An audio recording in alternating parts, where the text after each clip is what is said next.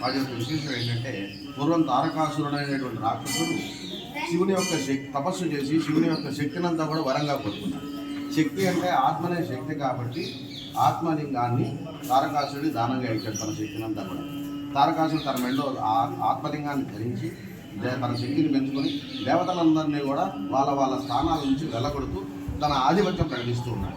దేవతలందరూ కూడా భయప్రాంతులై శివుడి యొక్క శరణు కూడా శివుడు చెప్పాడు, నా శక్తులంతా అతనికి దానంగా ఇచ్చేశారు కాబట్టి అతని సంహారం నా వలన కాదు, నాకు పుట్టినటువంటి సంతానంతో అతని యొక్క సంహారం సాధ్యపడుతుందని చెప్పినప్పుడు దేవతలందరూ కూడా పార్వతీదేవి నుంచి శివుడు వివాహం చేశారు.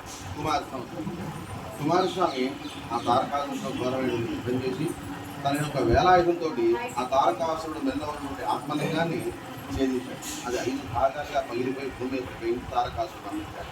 ఈ 5 భాగాలు కూడా ఈ భూమిని ఆధారంగా చేసుకుని రోజు రోజుకి పెరుగుతూ దగ్గరికి వస్తున్నాయి కలవడానికి.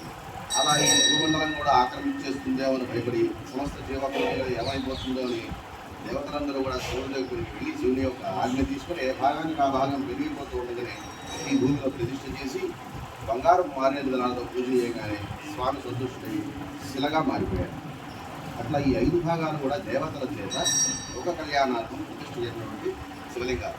దేవతలు అంటే అమరులు కాబట్టి వీటిని ఆరామములు అన్నారు. దేవతలు నివసించిన ప్రదేశం కాబట్టి ఆరాములు అన్నారు. ఇక్కడ దేవేంద్రుడు ప్రతిష్ఠ చేశాడు. ఆయన అమరేంద్రుడు కాబట్టి ఆయనే అమరేశ్వరుడు అని నామకరణం చేశాడు. అమరావతి తర్వాత కాలంలో పేరుచ్చాడు. ఇది అమరావతి, ద్రాక్షారామం, హేమవరం, బాలకుండ, సామలకోట ఈ 5 పుణ్యక్షేత్రాన్ని ఆత్మలింగాలు అంటారు. ఆరామం ఈ పంచ ఆరామ క్షేత్రాల్లో ఇది ప్రథమ భాగంగా వెలసిస్తుంది స్వామివారి ఇక్కడ. ఈ పంచారామ క్షేత్రాలు 5 కూడా దర్శనం చేసుకుంటే సంపూర్ణ ఆత్మలింగ దర్శనం చేసుకునే ఫలితం జరుగుతుంది. ఎవరైతే జీవితకాలంలో ఒకసారి ఆత్మలింగ దర్శనం చేసుకుంటారో వాళ్ళ కైలాస ప్రాప్తి జరుగుతుంది. ఆ పరమేశ్వరుడు కనిపిస్తారు. ఈ క్షేత్రం యొక్క విశేషం. ఆ తర్వాత కాలంలో రాజా వాసిరెడ్డి వెంకటాచనాయుడు గారు స్వామివారి స్వప్నంలో సాక్షాత్కరించి ఇక్కడ ఉన్నట్టుగా చెప్పడం, ఆయన ఎదుర్కొంటూ వచ్చి స్వామివారిని ఇప్పుడు ప్రస్తుతం ఉన్న దేవాలయాన్ని పునరుద్ధరణ చేసి నిర్మాణం చేయడం 400 సంవత్సరాలు జరిగింది. రాజా వాసిరెడ్డి వెంకటాచనాయుడు గారు ఆయన జయంలో ఈ దేవాలయం పక్కన కృష్ణానది నిత్యం కూడా ఆ జలంతోనే స్వామివారికి నచ్చిన అభిషేకాలు పంచారాభిషేకం.